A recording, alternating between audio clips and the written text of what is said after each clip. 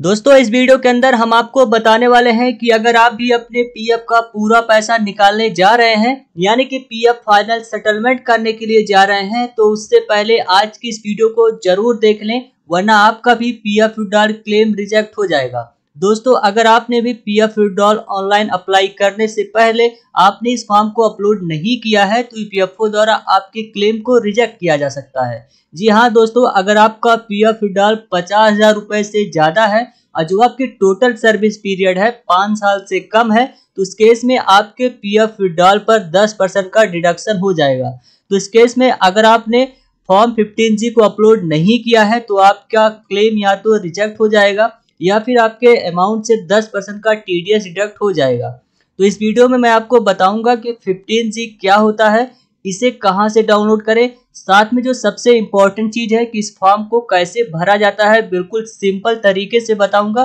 बस इस वीडियो को आपको ध्यान से देखना है, साथ में इस वीडियो को अपने सभी दोस्तों के साथ शेयर जरूर कर दीजिएगा। और आप लोग मेरे इस चैनल को सब्सक्राइब नहीं कर रहे हैं तो प्लीज इस चैनल को सब्सक्राइब जरूर करें, क्योंकि इस चैनल पर मैं पीएफ से संबंधित सबसे बेहतरीन और सटीक जानकारी देता रहता हूं।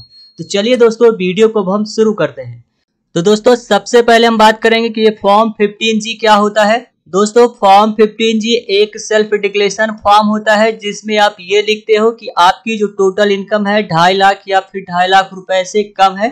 दोस्तों इस फॉर्म को सभी लोग नहीं भर सकते हैं। इस फॉर्म को भरने के लिए कुछ कंडीशन होती है, जैसे कि जो आपकी एज है 60 साल से कम होनी चाहिए, साथ में आप एक इंडियन रेजिडेंस इंडिविजुअल होना चाहिए, इसे कंपनी या फिर कोई फर्म नहीं भर सकती है, साथ में आपके पास एक वैलिड पैन कार्ड होना भी जरूरी है। दोस्तों अगर आपकी एज 60 साल से ज्यादा है यानी कि आप एक सीनियर सिटीजन में आते हैं तो आपको फॉर्म 15H भरना चाहिए। दोस्तों अब आते हैं कि इस फॉर्म को कैसे भरा जाएगा बिल्कुल सिंपल तरीके से। तो आप लोग देख सकते हैं यहाँ पे मैंने फॉर्म 15G डाउनलोड करके रखा हुआ है। अब यहाँ पे मैं आपको बताऊंगा कि इसको कैसे भरना है। यहाँ पे जितने भी पॉइंट दिए हैं सारा सब कुछ मैं आपको बताऊंगा। बस इस वीडियो को आपको बहुत ध्यान से देखना है, बिल्कुल स्किप मत करिएगा, ठीक है। तो चलिए सबसे पहले शुरू करेंगे यहाँ से नेम ऑफ एसेट से। तो दोस्तों सबसे पहले आपको यहाँ पे अपना नाम लिख देना है। नाम लिख देने के बाद में फिर आपको यहाँ पे अपना पैन कार्ड नंबर लिख देना, जो भी आपके पैन कार्ड में नंबर में लिखा होगा आपको यहाँ पे उस पैन नंबर को यहाँ पे लिख लेना है। फिर तीसरे नंबर पे स्टेटस में आपको यहाँ पे इंडिविजुअल लिख लेना है। इसके बाद में जो चौथा पॉइंट है लिखा हुआ है प्रीवियस ईयर, यहाँ आपको 2024-25 इस तरीके से लिख लेना है। फिर पांचवें नंबर पे रेजिडेंस स्टेटस है, यहाँ पे आपको सिंपल इस तरीके से खाली रेजिडेंट लिखकर छोड़ देना है। फिर देखिए छठवां पॉइंट जो है यहाँ पे लिखा हुआ फ्लैट डोर ब्लॉक नंबर, अगर आपके एड्रेस में ऐसा कुछ है तो आपको यहाँ पे लिख लेना है। अगर नहीं कुछ ऐसा है तो चाहे तो आप ब्लैंक छोड़ सकते हैं या फिर आप यहाँ पे यन्ने इस तरीके से लिखकर छोड़ सकते हैं।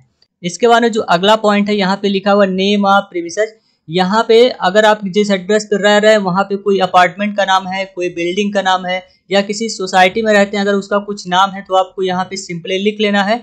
अगर ऐसा कुछ नहीं है आपके केस में तो चाहे आप इसको ब्लैंक छोड़ दीजिए, चाहे जैसे आपने यहाँ पे एन लिखा हुआ है यहाँ पे भी इस तरीके से एन लिख के आप इसको छोड़ सकते हैं। इसके बाद में दोस्तों देखिए आठवां पॉइंट जो है यहाँ पे लिखा हुआ है रोड स्ट्रीट लेन, अगर आपके एड्रेस में ऐसा कुछ है तो आपको यहाँ पे लिख लेना है। अभी देखिए यहाँ पे कुछ जगह नहीं बच रहा है लिखने के लिए, तो आपको क्या करना है यहाँ नीचे आप छोटे छोटे अक्षरों में यहाँ पे लिख सकते हैं, इसमें कोई दिक्कत वाली बात नहीं है।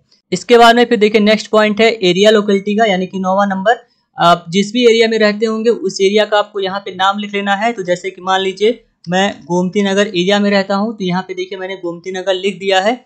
इसके बाद में फिर आपको 10वें नंबर पे टाउन सिटी डिस्ट्रिक्ट है तो आप यहाँ पे अपना चाहे डिस्ट्रिक्ट का नाम लिख दीजिए चाहे सिटी का नाम लिख दीजिए, जिस भी सिटी से होंगे या फिर जिस भी डिस्ट्रिक्ट से होंगे उस डिस्ट्रिक्ट का नाम आपको यहाँ पे लिख लेना है। आप चाहे तो यहाँ नीचे इस तरीके से ऐसे लिख सकते हैं, यहाँ पे देखिए थोड़ा सा जो जगह है यहाँ पे आपको लिख लेना है।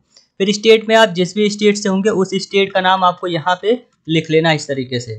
इसके बाद में फिर देखिए अगला नंबर है पिन कोड का, यहाँ पे अपना पिन कोड नंबर आपको लिख लेना है। फिर आपके पास अगर ईमेल आईडी है तो आपको ईमेल आईडी लिख लेना है, अदरवाइज इसको छोड़ देना है। फिर यहाँ पे देखिए 14वें नंबर पे टेलीफोन नंबर है, आपका जो भी मोबाइल नंबर होगा उस मोबाइल नंबर को आपको यहाँ पे लिख लेना है। इसके बाद में फिर देखिए यहाँ पे 15 नंबर जो आ रहा है whether assess to tax under the income tax act, तो आपको यहाँ पे सिंपली नो पर टिक मार्क कर देना है। दोस्तों अब बात करते हैं ये 16वें पॉइंट पे जो लिखा हुआ है estimated income for which declaration is made, यहाँ पे आपको अपने पीएफ का बैलेंस लिखना है। आपको कौन सा बैलेंस लिखना है मैं आपको बता दे रहा हूँ। जैसे कि देख सकते हैं यहाँ पे मैंने एक पासबुक जो है डाउनलोड करके रखा हुआ है।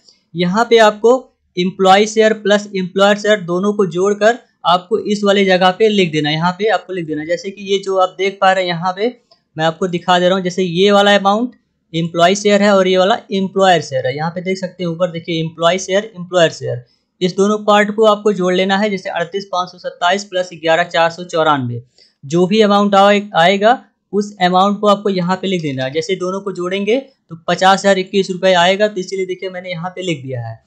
इसके बाद में फिर देखिए 17वें नंबर पे estimated total income of the previous year. तो आपको करना क्या है, फिर से आपको पासबुक में जाना है। अब यहाँ पे देख सकते हैं आप ये जो पेंशन वाला पार्ट है यहाँ पे देखिए, अभी थोड़ा सा मैं आपको स्क्रॉल करके दिखा रहा हूँ। देखिए एम्प्लॉय शेयर एम्प्लॉयर शेयर और पेंशन कंट्रीब्यूशन, अब तीनों का टोटल कर लेना है। यानी कि जो टोटल अमाउंट है यहाँ पे जो ग्रांड टोटल है ये तीनों आपको जोड़ लेना है। एक ये वाला अमाउंट, ये वाला अमाउंट, साथ में ये वाला अमाउंट। तो अगर तीनों को जोड़ेंगे तो 75,721 रुपये आ रहा है। तो यहाँ पे सिंपली आपको क्या करना है, 75,721 रुपये इस तरीके से लिख लेना है। तो आपको भी अपने पीएफ पासबुक को डाउनलोड कर लेना है, इसी तरीके से आपको उस अमाउंट को यहाँ पे लिख देना है। इसके बाद में फिर देखिए यहाँ पे आपको 18 नंबर छोड़ देना है, कोई दिक्कत नहीं है। फिर आपको 19 नंबर में आना, यहाँ पे देखिए सीरियल नंबर लिखा हुआ है।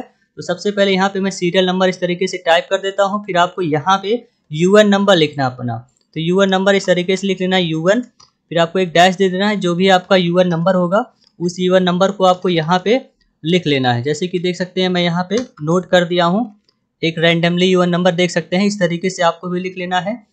फिर नेचर ऑफ इनकम यहाँ पे आपको लिख लेना है ईपीएफ विथड्रॉल, इस तरीके से आपको लिख लेना, ठीक है। इसके बाद में फिर नेक्स्ट है option section under which tax is deductible, यहाँ पे आपको 192A लिखकर बस इतना छोड़ देना है।